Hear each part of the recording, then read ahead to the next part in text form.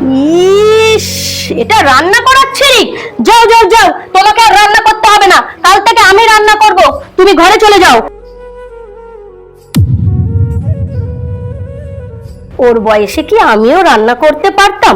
এইটুকু রান্না তো আমি একাই করে নেবো, ও ঘরে গিয়ে ঝাগসিতাই করুক গে। মা, আপনার জন্য এই শাড়িটা কিনেছি, দেখুন তো কেমন হয়েছে। কে বলেছে তোমাকে আমার জন্য শাড়ি কিনতে? দুদিন ছাড়াই শুধু টাকা নষ্ট করো। টাকা কি গাছে ফলে? আমাকে জিজ্ঞাসা না করে আর কোনোদিন আমার জন্য কোনো জিনিস কিনবে না। যাও, তোমার ঘরে যাও।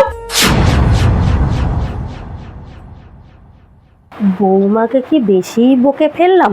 না, ঠিকই বলেছি। ও টিউশনি পড়িয়ে ওই কটা টাকা ইনকাম করে, ওই টাকা থেকে যদি আমাদের পিছনেই খরচা করে দেয়, ওরও তো সগাল্লাদ আছে, ও তাহলে মেটাবে কি করে?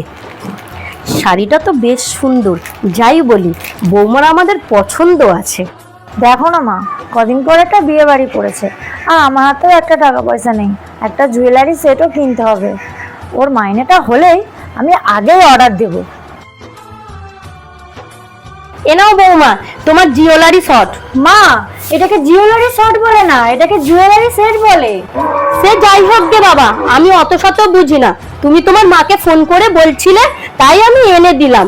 আর শোনো, তোমার যখন যেটা লাগবে তুমি আমাকে বলবে, আমি তো তোমার নিজের মায়েরই মতো। হ্যাঁ মা, আমার এটা খুব পছন্দ হয়েছে।